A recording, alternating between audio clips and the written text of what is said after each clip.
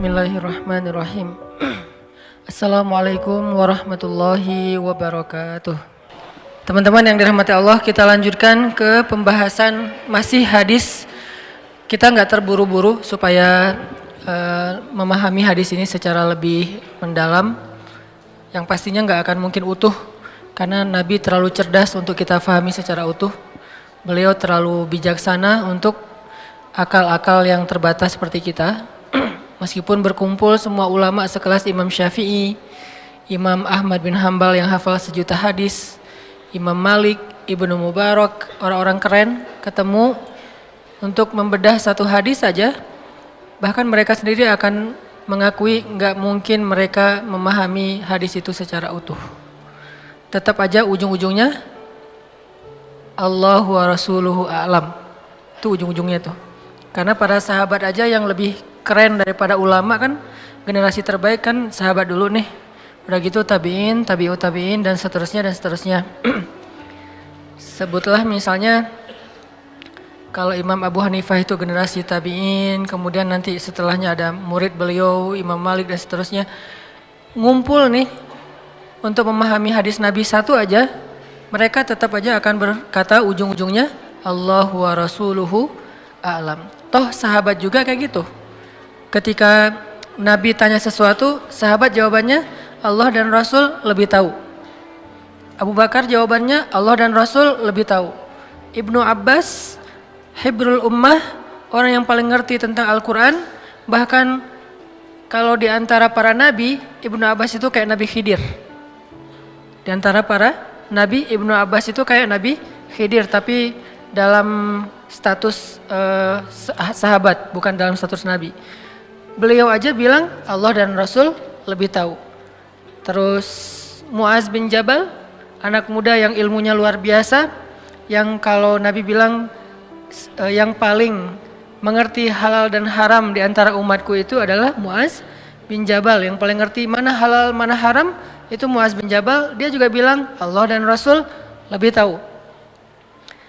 Tapi kita berusaha untuk memahami lebih dalam, bukan secara utuh, karena tidak ada yang paling utuh. Karena inilah kita akhirnya berpendapat, pendapat saya tepat tapi ada kemungkinan keliru. Pendapat yang lain keliru tapi ada kemungkinan tepat. Bukan salah benar, tepat keliru. Ini dua istilah yang sangat jauh berbeda. Ra'yi sawab wa yahtamilul khata' wa ra'yun akhar khata' wa yahtamilus sawab. Pendapat kami dengan mazhab tertentu misalnya Syafi'iyah adalah tepat tapi ada kemungkinan keliru juga. Pendapat yang lain ada kelirunya tapi juga ada kemungkinan tepatnya. Yang pasti semua pendapat ini benar. Cuman mana yang paling tepat itu yang kita condong ke dalamnya. Cuman semuanya benar. Semua ahlus sunnah wal jamaah dari Malikiyah, Hanabilah, Syafi'iyah, Hanafiyah atau nanti mazhab-mazhab yang lain di antara mazhab fikih yang enggak terkenal selain 4 ini, semuanya benar di antara ahlus sunnah wal jamaah. Cuman mana yang paling tepat yang menurut kita nyaman dengan argumentasi dalil dan ilmiahnya, akhirnya kita coba ikuti. Antara NU, Muhammadiyah, nanti ada Persis, ada macam-macam termasuk organisasi-organisasi masyarakat berbasis agama dan seterusnya, semuanya berusaha berijtihad untuk lebih memahami ayat dan hadis. Tapi tidak ada satupun yang memahaminya secara utuh, termasuk kita. Hanya mencoba untuk lebih dalam memahami teks tersebut. Nah, hadis innamal a'malu binniyat, selama ini mungkin kita hanya mendengar satu, mungkin sebagian teman-teman hafal sampai akhir. Tapi mayoritas orang Islam di Indonesia hanya tahu satu kalimat pertama di antara 4 baris kalimat itu. Hanya innamal a'malu binniyat, udah kita jelaskan. Wa innama likulli imri'in ma nawa juga udah alhamdulillah kita jelaskan walaupun jauh dari sempurna. Sekarang kita coba masuk ke bait ketiga dan 4. Faman kanat hijratuhu ilallahi wa rasulih fahijratuhu ilallahi wa rasulih. Wa man kanat hijratuhu lidunya yusibuha awin imra'atun yankihuha fahijratuhu ila ma hajara ilaih. Apa makna dari bait ketiga dan 4 setelah 2 bait pertama? Kalau kita bisa kasih judul biar merangkum semua makna, Maka bait ketiga dan 4 ini bisa dikasih judul as-sidqu ilallah, jujur kepada Allah.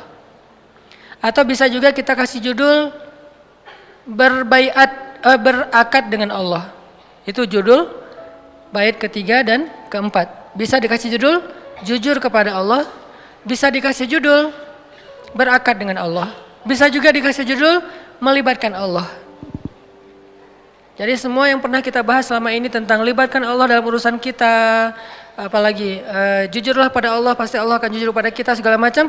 Itu kalau mau ditarik mana teks rujukannya, maka rujukannya adalah faman kanat hijratuhu ilallahi wa rasulih fahijratuhu ilallahi wa rasulih. Siapa yang berhijrah kepada Allah dan Rasul, maka hijrahnya sampai kepada Allah dan Rasul. Pertanyaannya, apa maksud siapa yang berhijrah? Rasulullah SAW di antara semua amal soleh, semua aktivitas, semua adegan agama, Nabi memilih salah satunya yaitu adegan hijrah. Kan dalam Islam itu ada sholat, ada puasa, ada tilawah, yang paling puncak itu apa? Jihad. Kan jihad itu adalah puncaknya ibadah, walaupun bukan yang paling bukan yang paling yang paling utama ditanya. Kalau yang paling utama ditanya sholat, tiang agama. Masing-masing ibadah itu kan ada kayak kebaikannya, ada fadilahnya, keutamaannya. Nah kalau sholat itu tiang agama, yang pertama ditanya, kalau ini belum beres yang lain nggak akan ditanya. Tapi walaupun kayak gitu, tiang ini ada atapnya, bahkan ada puncaknya. Nah puncaknya ibadah itu adalah al-jihad fi sabilillah. Sehingga ayat-ayat jihad banyak sekali kita temukan di dalam Al-Quran. Termasuk yang tadi dibaca di rakaat pertama. Allah menawarkan, hal adullukum ala tijaratin tunjikum min azabin alim. Maukah kalian aku tawarkan sebuah tijarah, perniagaan. Arti perniagaan kita menjual, Allah membeli. Kan arti perniagaan jual beli kan. Ada yang ngejual, ada yang beli.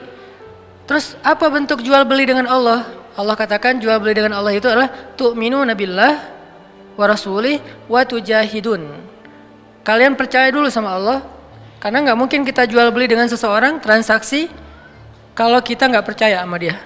Kita bertransaksi karena kita percaya. Misalnya kita membeli barang, kita menjual barang, kita percaya dia akan bayar sesuai dengan perjanjian. Jangan-jangan ntar kayak misalnya dia bayarnya pakai terming, 3 kali bayar. Kalau kita nggak percaya sama dia gimana? Nggak berani kita pakai terming, harus uang dulu baru saya kasih barang. Dia juga gitu. Kalau dia nggak percaya sama kita, ntar barangnya yang dikasih ternyata cacat lagi, nggak benar, nggak sesuai dengan spek yang dijelasin di awal. Berarti iman, beriman dulu kepada Allah, Rasul, baru kemudian Allah tawarkan mana jual belinya. Tujahidun fi sabilillahi bi amwalikum wa anfusikum. Kalian berjihad di jalan Allah dengan harta kalian dan dengan diri kalian. Arti diri di sini adalah nyawa. Sebagian besar tafsirannya adalah nyawa, harta dan nyawa kalian. Oh berarti apa yang kita jual? Harta kita. Apa yang kita jual? Nyawa kita. Apa yang kita beli? Apa yang kita dapatkan bayaran dari yang kita jual itu? Kita membeli atau mendapatkan, pertama, yaghfir lakum dzunubakum. Allah ampuni semua dosa-dosa kalian. Bukan min dzunubikum, bukan sebagian dosa kalian. Dzunubakum, semua dosa-dosa kalian. Dari sejak kalian balik sampai kalian wafat, semuanya dihapusin sama Allah. Luar biasa nih tawarannya. Ini yang Allah bayar untuk kita. Wa yudkhilkum jannat. Allah jamin kalian masuk surga, dijamin. Yudkhilkum jannat. Bahkan kalimatnya tegas gitu. Bukan wa yudkhilakum jannat, enggak. Yudkhilkum jannat, tegas, enggak ada keraguan. Tajri min tahtil anhar wa masakin thayyibatan fi jannati 'ad dzalikal fawzul 'adzim wa ukhra tuhibbunaha nasrun minallah wa fathun qarib. Di akhirat diampuni dosanya, dimasukin ke dalam surga, itu icon. Itu hanya simbolik, tapi sebetulnya kemudahan di akhirat. Kemudian di dunia simbolnya apa? Nasrun wa fathun. Pertolongan dan kemenangan. Kalau bahasa kita ditolong sama disukseskan sama Allah. Wabasyiril mu'minin, sampaikan berita gembira kepada orang yang beriman. Ini jihad. Kenapa Nabi nggak bilang faman kana jihaduhu ilallahi wa rasulih, atau juhduhu ilallahi wa rasulih fajuhduhu ilallahi wa rasulih? Kenapa hijratuhu? Kenapa di antara sekian banyak amal-amal yang keren, salat, puasa. Puasa itu kan junnah kan, perisai. Salat itu tiang agama, imaduddin. Jihad itu sanamul amal, puncaknya amal. Kan masing-masing ada keutamaannya nih. Kenapa Rasul nggak milih hajj? Faman kana hajjuhu ilallahi wa rasulih, faman kana umratuhu ilallahi wa rasulih, faman kana qiraatuhu wa tilawatuhu ilallahi wa rasulih. Faman kanat nikahuhu gitu. Kan nikah juga luar biasa ya, amal yang keren banget lah, terutama buat kita. Bisa dibilang di antara sekian amal, kalau disuruh lakukan dengan sukacita, yang paling sukacita pastinya menikah. Itu sukacita banget. Yang gak sukacita mantannya justru, dia mah sukacita. Ini kenapa enggak famangkanat akad nikahnya kepada Allah dan Rasul? Kenapa di antara sekian banyak amal Nabi memilih hijrah? Kenapa tahun Islam dikenal dengan tahun Hijriah? Kenapa enggak dikenal dengan tahun Bi'sah? Apa Bi'sah? Pengutusan Nabi. Jadi tahun Bi'sah 1 adalah Iqra bismi rabbikal ladzi khalaq. Ketika Nabi dapat wahyu pertama. Kenapa enggak dihitung dari Nabi dapat wahyu? Kan itu paling luar biasa ya. Kejadian mengubah peta dunia, mengubah peradaban dunia, mengubah segala sesuatu di dunia dari gelap menjadi terang kan dimulai dari tahun pertama Bi'sah, Nabi dapat wahyu. Sehingga ketika Nabi hijrah itu berarti tahun 13 Bi'sah. Perang Badar berarti tahun 15 Bi'sah. Nabi wafat tahun 23 Bi'sah. Kenapa nggak bisa aja? Kenapa hijrah? Kenapa hijriyah jadinya? Padahal Bi'sah itu kalau kita mau kalau kita mau baca itu kejadian yang luar biasa. Bahkan Jibril aja menampakkan wujud aslinya kepada Nabi cuma 2 kali.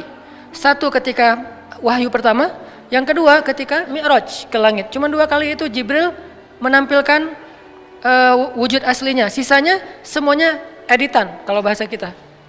Diedit oleh Allah dalam bahasa fatamatssalalaha, memisalkan diri. Bukan wujud aslinya, memisalkan diri, menjelma bahasa Indonesianya. Menjelma sebagai seorang laki-laki yang sempurna, laki-laki yang keren, yang ganteng, yang ideal banget. Itulah Jibril. Kenapa nggak tahun Bi'sah? Atau kenapa nggak tahun Isra dan Mi'raj? Sehingga bisa dibilang Nabi hijrah pada tahun kedua Isra atau kedua Mi'raj. Kayak gitu-gitulah. Kenapa hijrah? Saking pentingnya peristiwa ini. Saking pentingnya peristiwa ini. Seolah-olah hijrah itu adalah awal dari segala sesuatu. Kalau niat itu adalah kunci dari segala sesuatu, hijrah itu awal dari segala sesuatu.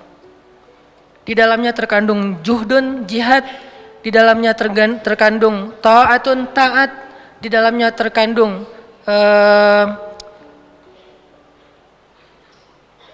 berkorban, tadhiyah, pengorbanan, di dalamnya terkandung apalagi ikhlas pastinya, banyak hal terkandung di dalam adegan hijrah. Jadi ketika Nabi mengatakan faman kanat hijratuhu, itu artinya siapa yang semua amal solehnya, bukan hanya hijrah. Nabi mengambil satu kata, satu adegan yang itu bisa menjadi simbol dari semua kebaikan. Apa? Hijrah. Nabi nggak bilang sholat, Nabi nggak bilang jihad, padahal 2 hal ini sama-sama keren nih. Nabi bilang hijrah. Keren mana hijrah sama sholat? Lebih utama mana? Pastinya lebih utama sholat. Utama mana hijrah sama jihad? Pastinya lebih utama jihad. Tapi kenapa yang diambil hijrah? Karena hijrah ini walaupun bukan yang paling tinggi derajatnya, tapi dia mencakup segala sesuatu. Ideal namanya, proporsional. Makanya Nabi bilang siapa yang hijrahnya kepada Allah dan Rasul, itu juga berarti siapa yang sholatnya, siapa yang puasanya, siapa yang hajinya, siapa yang jihadnya, siapa yang bahkan tersenyumnya karena Allah dan Rasul, maka apa yang dia lakukan itu akan sampai kepada Allah dan Rasul. Apa arti sampai kepada Allah dan Rasul? Fa ilallahi wa rasulih, artinya Allah yang akan menolong dia sampai ke akhir dari perjalanan itu. Allah yang akan menolong dia sampai kepada kebaikan dunia dan akhirat. Allah yang akan menjadikan amal-amal dia itu semuanya baik. Allah akan menolong dia dalam setiap perjalanan atau proses amal soleh yang dia lakukan. Jadi teman-teman, judul besarnya adalah As-sidqu ilallah, jujurlah kepada Allah. Dan ini kita masih ngebahas masalah nufus, tazkiyatun nufus. Apa makna dalam pemahaman kita yang mungkin sederhana? Maknanya adalah kalau kita pengen ditolong dalam semua hal yang kita lakuin, niatkan karena Allah Subhanahu wa taala. Kalau 2 bait pertama, kalau kita pengen dapat pahala dari semua yang kita lakuin, niatkan kepada Allah. Kalau sekarang beda lagi, bukan cuma pahala, pengen ditolong, pengen Allah terlibat, pengen Allah masuk dalam program kita, maka niatkan karena Allah Subhanahu wa taala. Siapa yang jujur kepada Allah, ya Allah saya nikah karena Engkau, ya Allah saya kuliah karena Engkau, ya Allah, ya Allah, ya Allah. Semua kebaikan yang kita lakuin karena Allah, bahkan kebaikan itu bukan hanya yang wajib teman-teman. Kebaikan itu ada 3. Bahkan kadang kebaikan itu ada 4. Apa kebaikan ada 4? 1 yang wajib, di bawahnya yang sunnah, di bawahnya yang mubah, di bawahnya yang makruh. Seseorang yang meninggalkan haram dengan cara melakukan yang makruh, itu kebaikan. Seseorang yang meninggalkan yang sunnah dengan cara yang melakukan yang makruh, itu sia-sia. Makruh ini tergantung konteks ya. Seseorang meninggalkan yang haram, tapi pelampiasannya kepada yang makruh, maka itu kebaikan. Itu cara dia meninggalkan yang haram, gak bisa langsung kepada yang mubah atau yang sunnah. Seseorang yang meninggalkan yang wajib dan mengambil yang makruh, itu rugi. Maka yang makruh ini, makanya saya sebut bahkan. Wajib, sunnah, mubah, makruh. Siapa yang melakukan yang wajib, pasti berpahala. Siapa yang melakukan yang sunnah pasti berpahala. Kadang yang mubah, yang secara fikih artinya tidak berpahala, tidak berdosa, bisa menjadi pahala. Apa bedanya? Innamal a'malu binniyat wa innamal likulli imri'in ma nawa. Dan yang mubah ini kalau kita libatkan Allah sekalipun, dia menjadi sesuatu yang Allah tolong. Jadi bukan hanya dalam hal yang wajib, Allah akan nolong kita sampai kita main, kita jalan, kita apa. Coba niatkan karena Allah. Pasti Allah akan tolong kita dalam urusan itu dan dijadikan urusan itu sebagai kebaikan di sisi Allah SWT. Saya ngomong kepada kayak misalnya kayak Pevi lah, Pevi Permana, anak skateboard. Pevi pas main di Asian Games sekarang misalnya, kalau Pevi niatnya cuman buat dapetin medali, cuman pengen prestasi, maka itu mubah, tidak berpahala, tidak juga berdosa, biasa aja. Sehingga kita tidak perlu menjudge, ya udah itu mah hobi lah ya. Tapi kalau Pevi niatkan ini sebagai salah satu media dakwah, apa hubungannya main skateboard dengan dakwah? Kalau Pevi jadi tokoh anak muda dengan prestasinya, kemudian fansnya Pevi yang senang main skateboard meniru, apa yang ditiru? Oh ternyata pemain pro juga sholat di masjid. Akhirnya yang amatir-amatir yang lagi belajar, anak-anak baru nih juga ngikutin kan? Oh ternyata Pevi hafal surat Al-Muluk misalnya, lagi latihan skate dia ngulangin, bukan Al-Muluk, Al-Waqiah. Lagi latihan skate di ball gitu, dia dengerin tilawah Al-Waqiah sampai akhirnya hafal Al-Waqiah. Ditiru, innamal a'malu binniyat, faman kanat hijratuhu ilallahi wa rasulih fa hijratuhu ilallahi wa rasulih.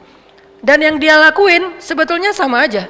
Enggak gara-gara niat kepada Allah terus dia sambil main skateboard sambil dia zikir, enggak gitu-gitu amat, agama teh enggak terlalu berat.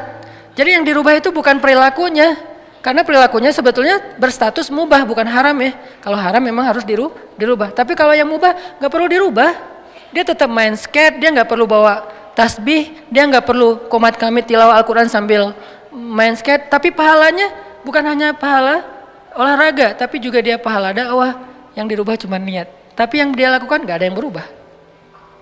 Jadi jangan berpikir orang kalau nggak qomat kamit baca Al-Quran berarti dia nggak dapat pahala. Walaupun baca Quran itu keren pastinya. Kalau nggak berzikir, nggak kelihatan di tangannya bertasbih berarti dia nggak pernah ingat Allah. Bisa jadi dia melakukan yang kita lihat mubah, duduk nongkrong di kafe. Bisa jadi dia kayak lagi ngobrol sama teman-teman doang. Bisa jadi dia chat. Kok dia bentar-bentar langsung buka handphone sih? Orang habis sholat biasanya kan zikir dulu. Ini ada yang habis sholat langsung buka handphone. Jangan suuzon dulu. Tapi buat kita kalau bisa zikir dulu. Kalau buat orang lain ya siapa tahu dia ada hal darurat. Siapa tahu dia lagi ngerjain sebuah proyek sosial yang memang lagi hektik banget, lagi banyak kerjaan sehingga sholat juga habis sholat langsung banyak yang masuk nih gimana soal teknis di operasional di lapangan, dia harus langsung ngerespon biar beres kerjaannya. Bisa jadi kita berzikir dia ngurusin proyek sosial. Dan sama-sama berpahala, walaupun kita nggak berani membandingkan ya, tapi tetap aja ada hadis menyelesaikan hajat seorang muslim atau seseorang yang butuh sesuatu, butuh bantuan, itu kadang lebih utama daripada itikaf di masjid 60 tahun. Dan masjid mana yang dimaksud oleh Nabi? Masjid ini apa? Nabawi, yang di dalamnya ada raudhah. Menyelesaikan hajat seseorang yang lagi punya masalah, kadang lebih utama. Saya sempat masukkan kalimat kadang, karena nggak boleh kita generalisir. Kalau gitu saya nggak usah itikaf, saya nggak usah sholat, udah aja bantu orang. Nggak gitu-gitu juga sih memahami agama, harus komprehensif. Kadang dia lebih utama daripada beritikaf di masjid 60 tahun. Jadi jangan suudzon dulu dengan orang yang langsung buka handphone. Atau jangan kepo juga, dia buka apa dulu daripada gua suudzon, gua lihat. Ya nggak usah kepo kali. Lo kenapa sih? Gua nggak mau suudzon, mending gua tabayun. Tabayunnya dengan dilihat semua isi handphone orang, itu bukan tabayun, namanya tajassus. Beda antara tabayun sama tajassus. Tabayun kita meminta klarifikasi atau minta tanggapan dari dia. Tajassus mencari-cari hal pribadi dan privasi tentang orang lain. Membuka handphone orang lain itu tajassus namanya. Membuka handphone istri itu cinta. Karena cinta kita cemburu. Dia tadi habis chat sama siapa ya? Gua enggak, apaan sih? Nah balik lagi ya, libatkan Allah di dalam urusan kita, nanti akan ditolong sama Allah. Tapi cara melibatkan Allah gimana Ustadz? Apakah kita hanya dengan mengatakan bismillah? Enggak, itu salah satu cara melibatkan Allah. Jadi tahapan melibatkan Allah itu banyak teman-teman. Mulai dari sini. Kita minta sesuatu, kita ngerjain sesuatu, ada hubungannya nggak dengan Allah? Kalau nggak ada hubungannya, kita akan ngerjain itu sendiri, nggak dibantu sama Allah. Tapi kalau ada hubungannya dengan Allah, kita akan ngerjain itu dibantu sama Allah. Dan kalau dibantu oleh Allah, lebih baik daripada dibantu oleh semua manusia di muka bumi. Kita dibantu oleh beberapa orang tokoh aja, orang-orang yang berpengaruh, orang-orang yang punya kekuasaan, orang yang punya kekuatan, itu udah bikin urusan kita mudah kan? Kayak jalan. Beberapa kali saya nggak minta, tapi emang mungkin dari panitia biar nggak terlalu telat ke acara, akhirnya dijemput ke bandara. Dijemputnya kemana? Dijemputnya langsung ke pintu pesawat. Kan untuk masuk sampai ke boarding kayak gitu kan susah ya, harus ada akses. Dijemput langsung ke boarding ke pintu pesawat, nanti bagasinya langsung saya kasih baggage tag gitu, mereka yang akan ambil bagasinya, saya langsung dibawa ke mobil, terus pakai forwarder sampai ke venue. Saya berpikir, ini dibantu manusia aja urusannya semudah ini. Gimana kalau dibantu Allah? Dibantu manusia aja urusan semudah ini. Saya pernah telat karena acaranya itu kan terlalu tight schedule ya. Akhirnya kalau misalnya saya telat, berarti pesawatnya cancel dong karena nggak sempat check in. Akhirnya kata teman-teman di bandara, beberapa ada yang bikin komunitas. Alhamdulillah nih luar biasa teman-teman bandara, terutama Surabaya ya. Mereka udah bikin komunitas pekerja bandara khusus untuk LO-in para ulama. Jadi kalau ada Ustadz Abdul Somad, siapa yang datang ke Surabaya, mereka langsung akan ngejemput, mereka mudahkan urusan di bandaranya. Nah saya pernah, karena jadwalnya dekat dengan waktu check-in, di-check-inin duluan sama mereka, bukan online. Mereka check-in dari dalam, terus karena emang check-innya lebih awal, kan ada hot seat ya kalau di pesawat ya. Ada VIP, bukan VIP, bisnis, ada yang first class, bisnis, hot seat. Hot seat itu kursi depan, 1 sampai berapa gitu. Nah dikasih hot seat kenapa? Biar Ustadz nanti keluarnya jadwal berikutnya kan kalau keluarnya lama karena ngantri dulu, nanti telat lagi. Ya udah karena jadwalnya terlalu padat nih, Ustadz taruh di depan, terus nanti bagasinya langsung dikasih ke teman-teman di bandara berikutnya, baggage tag-nya. Dimudahkan banget sehingga pas datang-datang disediakan lunch. Jadi pas tadi belum sempat makan siang, ya udah Ustadz makan siang di bandara aja. Oh ya udah nggak apa-apa. Saya pikir makan siang di bandara nanti di stand-stand gitu kan. Ternyata langsung dimasukin ke lunch biar nyaman, katanya makan siangnya makan. Saya berpikir, aduh mudah sekali ya kalau dibantu oleh manusia, dibantu oleh teman, dibantu oleh murid, dibantu oleh sahabat. Mudah urusan kita. Gimana kalau dibantu sama Allah? Itu manusia dengan keterbatasannya bisa memudahkan urusan kita banget loh. Gimana kalau Allah?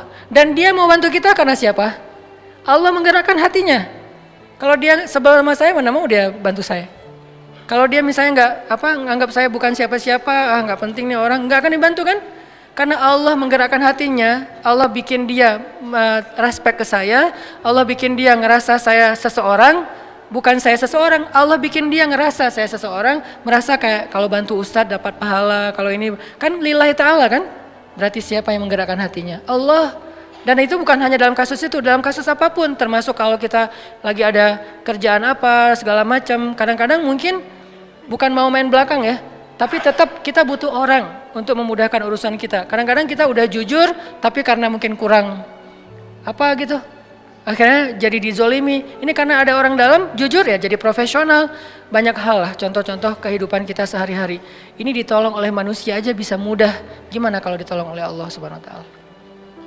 Makanya kita begitu antusias, begitu semangat untuk bangun network. Saya harus banyak teman, biar kemana-mana mudah. Anak-anak skuter, anak-anak Vespa misalnya, di mana-mana punya teman, geng, komunitas. Jadi pas Vespanya rusak di tengah jalan, jam 1 malam, dia nggak susah-susah nyari teman. Misalnya rusaknya di Ciamis, masa nelpon teman di Bandung, sampai ke sana 7 jam lagi kan ya? Ya udah dia nelpon temennya yang dekat-dekat sana. Kalau nggak kenal, dia nelpon dulu yang di Bandung. Oh ada tuh teman gua, lu dari daerah mana? Dekat ini, dekat ini. Ditelepon temannya jam segitu kan biasa, namanya juga komunitas biasa malam suka nongkrong apa, belum tidur, datang. Ternyata datang, bantuin akhirnya apa ngobrol, malah makan durian atau apa, enak gitu ya sambil nonton Piala Dunia atau apa, itu kan karena jadi turun di mana? Oh ada durian, turun aja. Ternyata ada yang kenal, nih kasih durian yang paling bagus. Kalau enggak mungkin dipilihin udah mahal tapi enggak memuaskan. Ini kasih yang paling bagus, bukan kita enggak bayar, tetap bayar. Namanya juga dagang ya, tetap bayar, cuman dikasih yang paling bagus. Terus kita bisa sambil ngobrol-ngobrol, ketawa-ketawa. Ini karena Allah mudahkan. Dan secara zahir manusia mudahkan. Kebayang nggak kalau Allah mensupport kita dalam segala urusan? Mulai dari bangun tidur, dan selama ini udah dilakuin sama Allah. Cuman karena jadi rutinitas, kita sampai lupa ada Allah di belakangnya. Hal-hal lain selain rutinitas, kejutan-kejutan. Caranya gimana? Biar Allah nolongin kita, terlibat dalam urusan kita. Kayak kita nyalain mobil kita lagi mogok, didorong oleh, kalau yang dorongnya istri kita doang, kan nggak mungkin. Akhirnya kita yang dorong, istri nggak bisa nyetir. Terus yang dorong siapa? Kan susah ya. Akhirnya ada teman-teman kita, mereka yang dorong. Ada 5 orang teman. Kita kan merasa dimudahkan kan, didorong oleh teman kita, ditanjakan lagi tuh, didorong supaya mobilnya nyala lagi. Semudah itulah, bahkan lebih dari itu kalau Allah Subhanahu Wa Taala ikut terlibat dalam urusan kita. Kerasa banget kalau banyak teman, banyak orang yang mungkin sayang sama kita, itu mudah banget urusan. Tapi itu manusia teman-teman. Gimana kalau Allah yang sayang sama kita? Manusia sayang sama kita aja semudah itu, apalagi kalau Allah Subhanahu Wa Taala. Caranya satu di sini, jujurlah kepada Allah. Jadi jujurlah kepadaku itu, ku di situ Allah ya, bukan ku seperti di lagu. Jadi jujurlah kepada Allah. Cara jujur kepada Allah, kita harus tanya, yang kita lakuin ini ada hubungannya nggak dengan Allah? Kalau ada, pasti Allah kasih keajaiban. Contoh, Zakaria tuh doa kan panjang kan, lama banget ya. Berdoa dari sejak beliau muda sampai beliau tua. Tapi coba perhatikan kalimat doa Nabi Zakaria ketika beliau sudah tua. Ada 2 kalimat, ada di surat Ali Imran, ada di surat Maryam. Kalau di surat Ali Imran, Zakaria berdoa, hunalika da'a Zakaria rabbah. Qala rabbi habli min ladunka dzurriyyatan thayyibah innaka sami'ud du'a. Kalau di surat Maryam, wa inni khiftul mawaliya min wara'i wa kanat imraati 'aqira fahabli min ladunka waliya yarithuni wa yarithu min ali Yaqub waj'alhu rabbi radiyya. Apa rahasia di antara 2 kalimat ini? Kenapa Nabi Zakaria berdoa panjang dalam hidupnya belum Allah kabulkan? Bukan tidak, belum. Kenapa pas habis doa ini langsung Allah kabulkan? Langsung Allah bilang fanadathul malaikah. Kalau di surat Maryam, ya Zakaria, langsung Allah panggil. Kenapa cepat dikabulkan? Karena di dua doa ini Nabi Zakaria udah mulai mengkonekkan antara keinginannya dengan Allah. Kalau di surat Ali Imran, Nabi Zakaria ngelihat Maryam yang dapat makanan dari langit. Aduh, ini anak soleha banget, dicinta banget sama Allah, sampai segitu-segitunya Allah memperlakukan anak kecil ini. Anak SD, duduk di sebuah ruangan kecil, mihrab namanya, terus lapar, Allah yang ngasih makan, dia belum berdoa. Dia lapar doang, Allah langsung datangkan makanan. Dan yang bawa makanan apa? Bukan gosen, malaikat. Dibawa gosen aja bikin kita nyaman kan ya? Males keluar, udah aja gosen kan murah ya, tinggal klik. Kalau misalnya nggak ada saldonya ya bayar cash lah ya. Mudah banget, 10 menit datang gitu. Ini lebih dahsyat daripada gosen, malaikat yang datang. Dan makanannya masih hangat, terjamin nggak ada sama sekali penyakit di dalamnya. Dibawa oleh malaikat, dihidangkan depan Maryam, malaikat balik, Nabi Zakaria masuk. Kata Nabi Zakaria, ya Maryam, anna laki hadza, kamu dapat dari mana makanan ini? Kan paman belum kirim kan? Ini baru paman bawa. Kata Maryam, huwa min indillah, Allah yang kirim. Anak SD ngomong gitu. Ada nggak anak SD sekarang? Dek, dapat dari mana? Allah yang kirim, Om. Wah, itu soleha banget kan? Tingkat dewa tuh luar biasa. Allah yang kirim. Ya memang nggak ada lagi. Emang adanya cuma di zaman itu. Maryam sampai bilang dari Allah, paman. Allah yang kirim. Dan Allah bukan hanya ngomong Allah yang kirim, sampai ceramahin Zakaria. Innallaha yarzuqu may yasha'u bighairi hisab. Allah itu paman, kalau ngasih rezeki itu nggak bisa dihitung-hitung loh. Bin haitsu la yahtasib. Oh iya. Jadi Zakaria dapat taklim dari Maryam. Cuma nanya satu hal tapi dapat ilmu lebih dari yang dia tanya. Ya Maryam, anna laki hadza, kamu dapat dari mana Maryam? Huwa min indillah, innallaha yarzuqu may yasha' bighairi hisab. Ini dari Allah, Allah yang kirim. Allah itu memberi rezeki kepada hambanya. Dan Allah kalau udah ngasih rezeki gak bisa ditebak-tebak dari mana caranya. Itu kata-kata Maryam. Kagum Zakaria. Duh, pengen banget punya anak sesoleha ini. Kan berarti ada hubungannya dengan Allah, sesoleha ini, soleh. Baru hunalika, saat itu juga di sana Zakaria berdoa, Rabbi habli min ladunka dzurriyyatan thayyibah. Kayak gitu ya Allah, saya pengen kayak gitu. Langsung Allah kirim malaikat, katakan ke Zakaria dia akan punya anak persis kayak Maryam, tapi namanya jenis kelaminnya laki-laki, namanya Yahya. Kalau di surat Maryam, apa doa Zakaria? Wa inni khiftul mawali min warai wa kanat imraati aqira. Ya Allah, dakwah saya nanti siapa yang akan meneruskan kalau saya nggak punya anak? Itu intinya. Jadi pengen punya anak bukan sekedar pengen lucu-lucuan, pengen ada qurrata ayun, penyejuk hati apa, pengen bangga-banggaan anak saya sarjana, anak saya apa segala macam. Bukan, pengen punya anak karena pengen ada yang nerusin dakwah beliau. Karena ada hubungannya dengan Allah kan? Berarti melibatkan Allah dalam permintaannya. Wa inni khiftul mawali wa kanat imraati aqira fahab li min ladunka waliya. Bukan walada, bukan waliyan. Apa beda waladan dengan waliyan? Waladan cuma anak, waliyan penerus. Beri saya seorang anak yang meneruskan perjuangan saya, dakwah saya, pengajaran saya, taklim saya di Masjidil Aqsa. Yarithuni, tuh ada lagi kalimat penjelasnya. Yarithuni wa yarithu min ali Yaqub waj'alhu rabbi radiyya. Yang mewarisi perjuangan aku, mewarisi perjuangan dari keturunan Yakub dengan keturunan yang luar biasa, orang-orang soleh semua. Maka jadikan dia anak yang Engkau ridhai ya Allah. Langsung Allah ketika dengar kalimat ini, ya Zakaria, langsung dipanggil sama Allah. Itu cara kalau kita pengen dapat kejutan dari Allah. Libatkan Allah dengan niat. Caranya coba cari apa hubungannya antara maunya kita dengan Allah, antara proyek kita dengan Allah, antara usaha kita dengan Allah, antara permintaan kita, life goals kita dengan Allah. Kalau nggak ada hubungannya, kita disuruh jalan sendiri. Tapi kalau ada hubungannya, Allah akan support kita. Ya Zakaria, langsung Allah panggil. Inna nubashiruka bi ghulam. Bahagialah wahai Zakaria, berbahagialah, kamu akan punya anak. Ismuhu Yahya, lam naj'al lahu min qablu samiyya.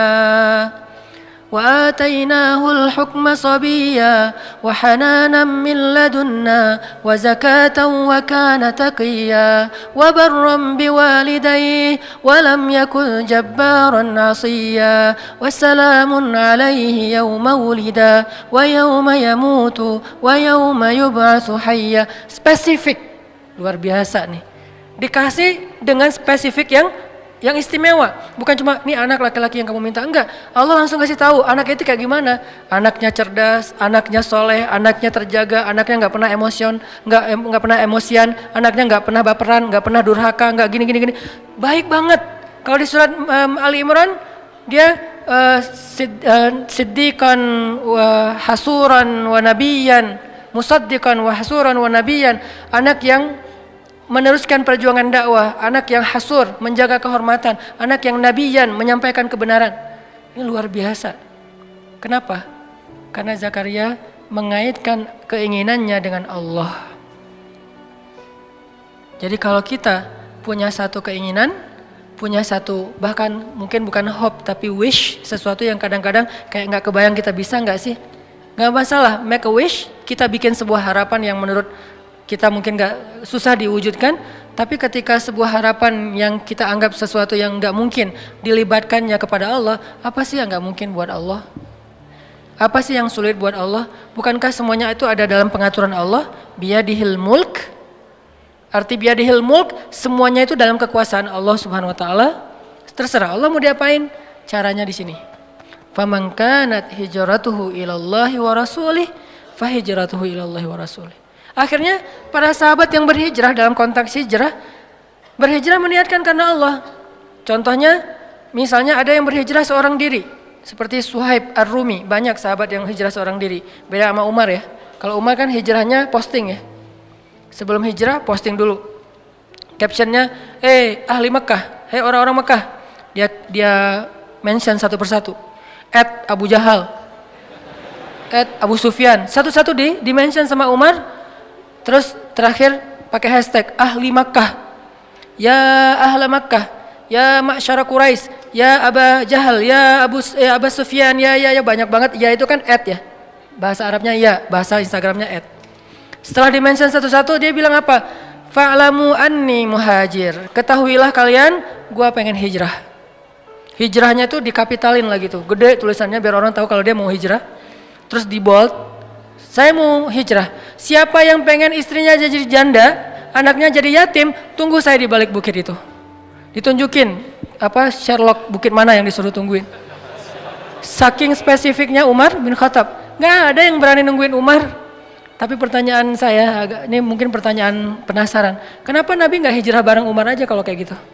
Kan hijrah bareng Umar aman banget kan ya? Kata Umar, orang Mekah, gua mau hijrah bareng Rasulullah. Ada yang berani nungguin nggak? Siapa yang mau istrinya jadi janda, anaknya jadi yatim, tunggu kami, saya dan Rasulullah di belakang bukit. Kan aman tuh hijrahnya. Kenapa Nabi nggak hijrah bareng Umar aja sih, biar gampang, nggak ada adegan Surakoh, nggak ada adegan sembunyi dalam gua Thur, nggak ada adegan diikat talinya oleh anaknya Abu Bakar, Asma binti Abu Bakar. Kan nggak ada adegan-adegan yang sulit. Nggak ada adegan Ali harus tidur di tempat tidurnya Nabi. Kenapa? Hijrahnya dikawal sama Umar bareng dengan Hamzah, dua petarung Mekah yang disegani. Nggak ada yang berani sama dua orang ini nih. Di depan Umar, di belakang Hamzah. Siapa yang berani mencegat sebuah karavan manusia yang di depannya Umar, di belakangnya Hamzah? Nggak ada yang berani. Buktinya pas di Mekah mereka lagi demo, kan mereka pernah demo di Mekah. Awal-awal Umar masuk Islam dengan Hamzah kan demo kan. Langsung demonya apa? Demonya dengan keluar dan mengatakan La ilaha illallah Muhammadur Rasulullah, La ilaha illallah Muhammadur Rasulullah, keliling Mekah, keliling Ka'bah. Demo rame-rame. Di depannya Umar, di belakangnya Hamzah. Kata Abu Jahal, kalau orang yang seperti ini, kalau demo seperti ini, nggak ada yang berani mendekat. Di depannya Umar, di belakangnya Hamzah. Kalau nggak, bakalan habis tuh. Kenapa Nabi nggak hijrah dengan cara kayak gitu aja? Kenapa hijrahnya pakai orang yang paling lemah fisiknya, paling lemah kaumnya, paling miskin hartanya? Abu Bakar itu orang kaya tapi udah jatuh miskin waktu itu. Ini artinya Allah pengen ngajarin kita tentang hijrah biar Allah aja yang terlibat, bukan Umar, bukan Utsman yang kaya, bukan Hamzah, bukan siapapun. Makanya yang ngebantu Nabi dalam hijrah itu Allah langsung.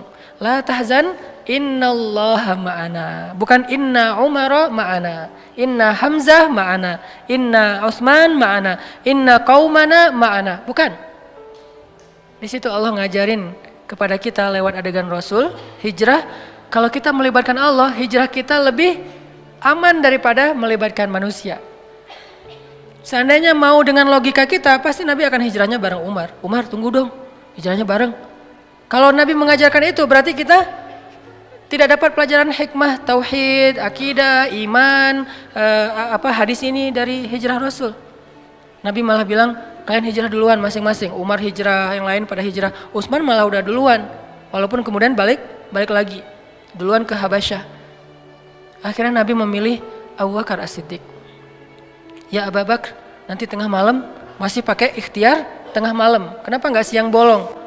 Kalau siang bolong konyol namanya. Tapi kan Nabi nggak akan dibunuh. Kalau Nabi nggak akan dibunuh, tapi kalau kita niru Nabi, kita akan dibunuh. Jadi Nabi tidak mencontohkan sesuatu yang nggak bisa ditiru. Nabi mencontohkan sesuatu yang bisa ditiru oleh umatnya. Kalau beliau gampang, beliau punya mukjizat.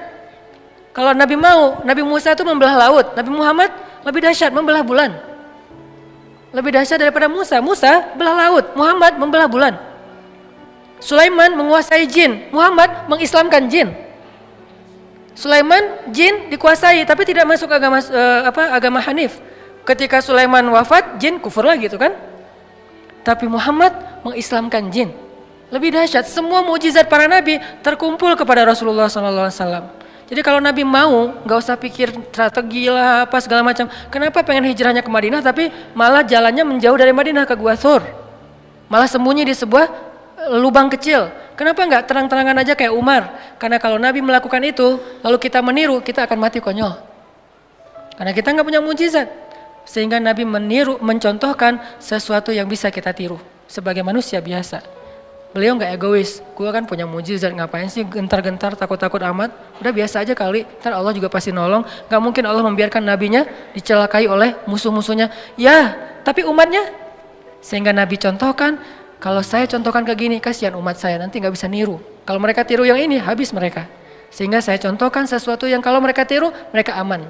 Caranya berstrategi lah, caranya pakai taktik, caranya bersiasat, dan seterusnya dan seterusnya. Dipilih Abu Bakar. Tapi kalau pakai Umar, nggak ada pelajaran akidah, makanya Nabi memberi banyak pelajaran dalam hijrah. Hijrah dengan Abu Bakar. Ketika ada masalah, Abu Bakar bilang, ya Rasulullah, kalau mereka ngelihat ke arah kaki mereka, itu kan bukan gua lebih tepatnya, kayak lubang gitu. Nabi dengan Abu Bakar sembunyi di dalamnya, orang-orang pembunuh bayaran, para hunters, dan di antara mereka itu ada legend, yaitu Suraqah. Paling legend lah dalam membaca jejak, dia tuh udah terkenal banget, nggak mungkin lolos dari Suraqah itu susah banget. Dia bisa ngelihat jejak onta udah berapa lama, hangat atau udah dingin, ini udah kering atau tidak bekas kakinya onta, terus di atas onta itu perempuan atau laki-laki, anak kecil atau orang dewasa, meronta-ronta atau normal, sampai tahu sedetail itu Suraqah. Mereka membaca jejak, kemana arah mereka ketahuan lah. Padahal Nabi itu udah pakai banyak strategi. Caranya Nabi terus lewat anaknya Abu Bakar dengan pembantunya Abu Bakar untuk nutupin jejak Nabi pakai ternak-ternak. Ketahuan juga tetap, namanya juga Suraqah. Udah berdiri depan gua, Suraqah and the gang. Nabi di dalam sembunyi. Apakah Nabi takut? Sama sekali tidak. Nabi waktu itu sama sekali tidak bersembunyi karena takut. Lagi ngajarin kita cara sembunyi. Kalau Nabi mau, Nabi tinggal keluar. Ada apaan sih? Bisa, gampang buat Nabi. Lo mau gua doain? Kan gak berani mereka. Nabi belum angkat tangan udah pada stroke semuanya tuh. Kalau Nabi mau kan, tapi Nabi lagi ngajarin kita teman-teman. Jadi adegan sirah adalah pelajaran buat kita, bukan apa yang Nabi rasakan. Nabi gak takut sama sekali. Sekelas Nabi gak mungkin takut lah, sang pemberani banget. Tapi Nabi pengen ngajarin kita, sembunyi di dalam. Abu Bakar resah, bingung nih mana nih kalau mereka ngeliat ke atas, ke bawah. Mereka udah ngeliat ke atas bukit nggak ada, ngeliat ke kanan nggak ada, ngeliat ke kiri nggak ada, ngeliat ke belakang nggak ada. Cuman satu lagi yang nggak dilihat ke bawah. Allah tahan pandangan mereka untuk ngelihat ke bawah. Ini cara Allah nolong mereka. Walaupun sebagian ulama bilang ada sarang laba-laba dan merpati, tapi sebagian besar ulama mengatakan tidak. Ini masih perdebatan lah ya, Allahu alam. Yang jelas, yang pasti di antara mereka sepakat, Allah memalingkan mata mereka dari melihat ke bawah. Sehingga Abu Bakar bilang, ya Rasulullah, kalau mereka ngelihat kita ke bawah pasti ketahuan, terus ntar kita gimana ngelawan mereka? Kita nggak bawa senjata, berdua pula, mereka ada lebih dari 20 orang dan semuanya itu petarung. Nabi mengatakan, ya Abu Bakar, ma zannuka bisnain? Ya Abu Bakar, kenapa kamu pikir kita cuma berdua? Ini melibatkan Allah, ini di sini nih. Kenapa kamu pikir kita cuma berdua Abu Bakar? In Allahu salisuhuma, Allah yang ketiga. Jadi kalau kita berdua, mungkin kita perlu khawatir. Tapi kalau kita bertiga, la tahzan, innallaha ma'ana. Enggak usah khawatir Abu Bakar, Allah bersama kita. Abu Bakar orang soleh, digituin, ya langsung tenang. Kalau Abu Bakar bilang tapi, pasti ketahuan tuh. Karena kalau kita berburuk sangka kepada Allah, maka Allah tergantung prasangka hambanya. Berhubung Abu Bakar ini as-siddiq, orang yang selalu membenarkan, nggak pernah protes, nggak pernah membantah, maka ketika Nabi bilang la tahzan innallaha ma'ana, Abu Bakar langsung tenang, langsung oh ya innallaha ma'ana, ya udah tenang aja. Mau tidur dulu Rasul? Santai. Mereka akhirnya nggak ngeliat ke bawah, udah pergi aja, udah pergi, tinggal berdua. Besok keluar, melanjutin perjalanan, ketahuan lagi sama Suraqah, karena mereka nggak mau nyerah. 2 hari mereka tungguin. Gak mungkin Muhammad pergi karena aku udah baca beberapa tempat jalan keluar dari Mekah itu gak ada jejak mereka, pasti mereka ada di sini. Suraqah punya feeling, instingnya tuh bagus. Belum keluar Muhammad, belum keluar, dia cari siang malam. Ketahuan juga pas hari Nabi keluar Mekah. Dari kejauhan Suraqah ngelihat, pas Suraqah ngelihat dikejar oleh Suraqah, kan Nabi udah bilang innallaha ma'ana, Allah bersama kita, biar Allah aja yang beresin Suraqah, nggak usah kita jalan aja santai. Abu Bakar jalan, nggak usah dipercepat langkahnya. Sampai Nabi bahkan nggak mempercepat langkahnya loh, dikejar sama Suraqah dengan ontanya yang cepat, Nabi santai aja. Kenapa? Biar Allah aja yang beresin dia.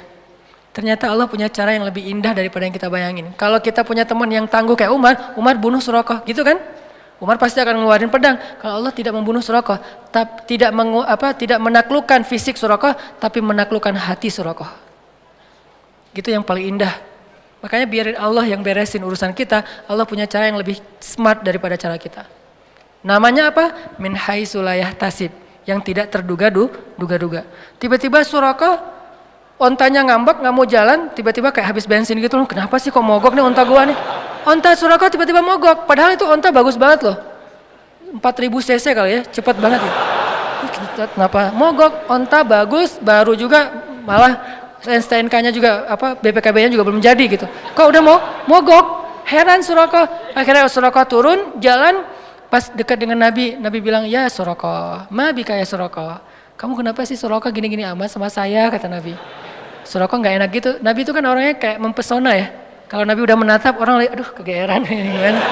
Nabi itu keren banget loh. Bukan dalam arti negatif ya, dalam arti nggak enak. Orang segan sama Nabi itu segan banget. Kalau ngeliat wajah Nabi langsung yang marah nggak jadi marah. Saking sempurnanya akhlak Nabi SAW. Jadi kalau Yusuf sempurna fisiknya, Nabi sempurna akhlaknya. Yusuf mempesona fisiknya, Nabi mempesona akhlaknya. Jadi kalau ada cewek ke Yusuf kelepek-kelepek, ke Nabi kelepek-kelepeknya jadi masuk Islam. Siapa? Sofia. Jadi kalau di zaman Yusuf ada istri Al-Aziz kelepek-kelepek sama Yusuf sampai digoda berbuat dosa, kalau Nabi kelepek-kelepek bukan digoda buat dosa, jadi taat. Itu kan keren banget ya. Gara-gara dekat sama Nabi yang tadi benci banget, kata Sofia, tidak ada orang yang lebih saya benci di muka bumi daripada Muhammad. Tiba-tiba setelah beberapa saat Nabi ngomong, terkesima dengan kata-kata Nabi, santun banget, pemilihan diksinya tuh tepat banget, sampai kemudian dia bilang, tidak ada orang yang lebih saya cintai di muka dunia daripada Muhammad. Dari benci banget, jadi cinta banget. Langsung dia bilang, ya Muhammad, saya pernah mimpiin kamu loh, gitu ngomongnya. Tadi nggak ngomong, diam-diam aja, diam-diam baik. Sekarang, saya pernah mimpiin kamu loh katanya. Sampai curhat, saya pernah mimpiin kamu loh. Mimpi gimana? Saya pernah mimpi tiba-tiba di atas kota Madinah ada rembulan, sempurna, bulat, terang, jelas, lalu jatuh ke pangkuan saya. Itu kan mimpi romantis banget ya. Jatuh ke pangkuan saya, dan kata suami saya, itu maksudnya saya nanti akan dinikahi oleh engkau Muhammad, tapi saya ditampar oleh suami saya. Ya iyalah, lo mimpi gitu cerita ke suami ya pasti masih mending ditampar. Wah ini bahaya nih, selingkuh dalam mimpi. Akhirnya Nabi Muhammad melamar Sofia karena emang Allah sudah memilihkan Sofia untuk Rasulullah. Saking istimewanya Sofia ini, karena orang yang menikahi Rasulullah itu bukan Rasulullah berhasrat ke dia, enggak. Allah yang berhasrat ke dia. Hasrat apa? Hasrat terhadap kesolehannya. Karena Allah cinta kepada Sofia, ya udah kayaknya enggak ada cowok yang pantas buat Sofia selain Muhammad. Cinta kepada Aisyah, nggak ada cowok yang pantas buat Aisyah selain Muhammad. Cinta kepada Ummu Salamah, nggak ada cowok yang lebih pantas buat Ummu Salamah daripada Muhammad. Jadi ini cewek-cewek yang di atas rata-rata yang nggak mungkin nikah kalau nggak dengan Nabi Muhammad, akhirnya dijadikan istri Rasul. Kalau ada yang lain datang nggak level. Buktinya apa? Fatimah juga kayak gitu. Ketika ditawarin ke Abu Bakar, gimana ya gitu. Tawarin kepada Umar juga kata Rasul gimana ya. Tapi pas Ali, Rasul langsung ridho. Kenapa? Levelnya hanya untuk Ali, yang paling ideal Fatimah itu. Begitu juga istri-istri Nabi. Nah artinya apa teman-teman? Surakoh, pas dilihat orang Nabi, mabik ya Surakoh. Nabi ngomong gitu bukan, Surakoh, oh dasar lu ahli neraka apa segala macam. Enggak, Nabi enggak. Kamu ahli neraka, kamu apa, celaka kamu. Enggak, Nabi enggak pernah ngeluarkan kata-kata yang badhi, kata-kata yang rendahan. Nabi bilang, mabi kayak Surakoh. Surakoh langsung, jadi tadi pakai pedang terus langsung disarungin, disembunyiin belakang jubah gitu. Terus dengerin, Nabi bilang, ya Surakoh, gimana kalau misalnya kamu memakai mahkota dan jubahnya Kisra. Kisra Raja Persia, kata Surakoh. Ya, Raja Persia, mau. Coba. Nabi dalam keadaan lemah, baru diusir dari kampungnya, nawarin baju jubah Raja Persia yang nggak mungkin didapatkan kecuali menaklukkan negerinya. Kan ini nggak make sense ya? Kayak nggak logis gitu kan tawarannya. Abu Jahal kemarin nawarin, siapa yang membawa pulang Muhammad hidup atau mati, gua kasih 100 ekor onta. 1 ekor onta kalau onta yang dipakai ke luar negeri harganya 200 juta, kali 100 berapa puluh M. Kan, dan Abu Jahal punya itu, ada ribuan ekor onta yang dia punya karena orang kaya. Surakoh tiba-tiba lupa dengan tawaran Abu Jahal, langsung bilang, mau Muhammad, saya pakai pakaian jubahnya Raja Persia yaitu Kisra. Kalau gitu caranya halangilah orang yang pengen mengejar kami. Oke, saya akan halangi. Apalagi Muhammad, apa yang bisa saya lakukan? Perlu saya dampingin? Nggak usah, kata Rasulullah. Akhirnya Rasulullah melanjutkan perjalanan, Surakoh kayak tertegun gitu. Loh, saya kenapa ya? Kayak habis dihipnotis gitu. Datang nih gengnya Surakoh, mau ngejar Muhammad. Surakoh, barengan, kita pengen share ini nanti onta. Kata Surakoh, teman-teman, saya udah meriksa semua daerah sini dan kalian tahu saya yang paling jago membaca jejak dan onta saya yang 4000 cc, kalian cuma 1500. Artinya paling cepat gitu. Saya nggak menemukan Muhammad. Pulanglah cari tempat lain. Mereka kan nggak bisa bantah kalau Surakoh kan senior gitu kan, daripada ntar dikerjain. Akhirnya ya udah balik aja. Nabi bisa selamat hanya berjalan berdua dengan Abu Bakar As-Siddiq. Kenapa? Melibatkan Allah thalithuhuma. Ma zannuka bisnain ya Abu Bakar. Kenapa kamu pikir kita cuma berdua Abu Bakar? Allahu thalithuhuma. Allah yang ketiga. Bisa nggak sih kita dalam hidup tuh bilang ke istri, ma zannuki isnain. Kenapa mama bilang kita cuma berdua? Mah kan ada Allah yang ketiga di antara kita. Kan itu luar biasa ya. Atau istrinya yang ketika suaminya galau, mulai agak khawatir nih gimana ya dalam pekerjaannya, istrinya bilang, "Pah, ma zannuka bisnain?" Allahu salisuhuma. Catat kalimat ini nanti. Ma zannuka bisnain. Gak bisa Ustaz, bahasa Arab susah. Udah bahasa Indonesia aja. Kenapa papa mikir kita cuma berdua, Pak? Kan Allah yang ketiga. Oh iya ya, Allah yang ketiga. Langsung Allah bantu tuh. Tapi kalau papanya bilang, tapi mah, nah berarti ana inda zanni abdi bi. Aku tergantung gimana persangkaan hambaku kepadaku. Libatkan Allah teman-teman. Dalam niat kita, dalam doa kita, dalam harapan kita, dalam pekerjaan kita. Pasti Allah bantu. Itu membahas tentang faman kanat hijratuhu ilallahi wa rasulih fahijratuhu ilallahi wa rasulih. Jadi artinya kerucutkan semua, konekkan semua yang kita lakuin itu dengan Allah. Harus ada reason, ini karena Allah, ini untuk Allah. Harus ada, harus temuin itu. Dan jujur, karena kalau kita bilang kayak gitu basa-basi, Allah kan tahu banget isi hati kita. Ya Allah, ini karena Engkau ya Allah, bukan karena apa-apa. Tapi kan Allah tahu, lu bohong, kata Allah. Gimana bahasa Al-Baqarahnya kalau masalah ini? Wa minan nasi may yaqulu amanna billahi wa bil yaumil akhir. Kata Allah, wa ma hum bimu'minin. Enggak kayak gitu kata Allah. Yukhadi'un. Mereka bermain-main, mereka mengelabui, mereka basa-basi. Kenapa? Fi qulubihim marad. karena hatinya tuh nggak jujur, hatinya berpenyakit. Jadi mending kita jujur sama Allah dan libatkan Allah, pasti ditolong. Nggak mungkin nggak, selama yang kita lakuin itu adalah masih dalam wajib, sunnah, mubah, paling minim makruh. Kalau yang haram bilang karena Allah, ya Allah ini karena engkau, ya nggak mungkin. Masa kita melanggar syariat Allah tapi karena Allah, kan nggak mungkin ya. Sengaja saya minum khamar karena Allah. Mana ada yang kayak gitu-gitu. Sengaja saya berbohong karena Allah, enggak juga. Kecuali 3 bohong yang dibolehkan. Itu aja teman-teman. Insyaallah next week kita akan bahas lagi hadis ini. Saya hanya ingin hadis ini bukan hanya kita hafal, karena menghafalnya itu terserah masing-masing. Menghafal baik, nggak menghafal juga nggak dosa. Cuman kita jadikan hadis ini sebagai motivasi hidup. Kita jadikan hadis ini sebagai quote dalam hidup kita supaya kita selalu bersemangat untuk taat kepada Allah. Barakallahu li wa lakum. Wassalamualaikum warahmatullahi wabarakatuh.